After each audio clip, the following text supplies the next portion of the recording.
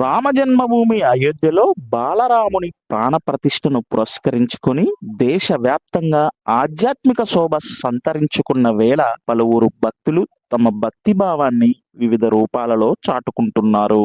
ఈ కోవకే చెందిన వారు విష్ణువందన.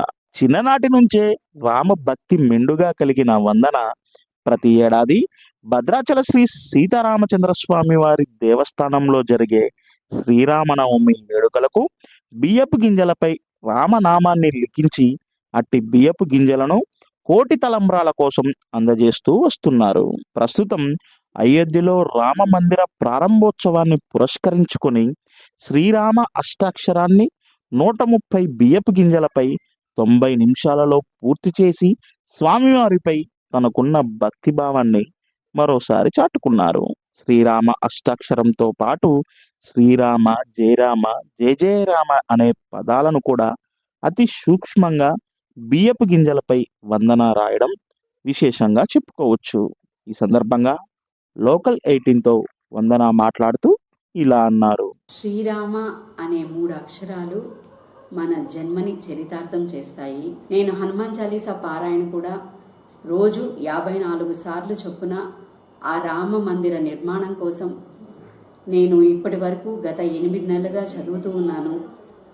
శ్రీరామ శ్రీరామ శ్రీరామ అంటే పాపాలు తొలగిపోతాయి, ధర్మ మార్గంలో నడవడానికి రాముడు మనకు అనుగ్రహిస్తాడు. ఆ ధర్మ మార్గమే లోక కళ్యాణార్థం మనకు ఆనందాన్ని ఇస్తుంది.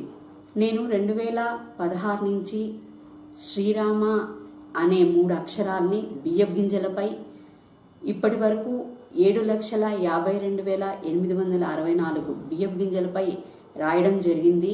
శ్రీరామనవమి అప్పుడు కళ్యాణాలు జరుగుతూ ఉంటాయి. ఆ కళ్యాణాలు జరిగేటప్పుడు తలంబ్రాల కింద రామభక్తిని ప్రచారం చేయాలన్నదే నా కోరిక. అందుకని రామభక్తి ఉన్న వాళ్ళందరి చేత నేను ఈ కార్యక్రమాన్ని చేపట్టిస్తున్నాను. ఎందుకంటే మార్పు అనేది కష్టం చూస్తేనే తెలుస్తుంది. నేను కష్టతరమైన ఈ మార్గాన్ని ఎంచుకున్నాను. రామభక్తిని ప్రచారం చేయాలన్నదే నా ఆకాంక్ష. రాముడు నాకు శక్తినిచ్చినంత వరకు ఈ సేవని కొనసాగిస్తూనే ఉంటాను. దేవుని ఆలోచనలు తప్పనించి ఏ ఆలోచన లేకుండా ప్రతి మనిషిలో మార్పు వస్తుంది, ఎంతో శక్తి వస్తుంది, సామర్థ్యం వస్తుంది.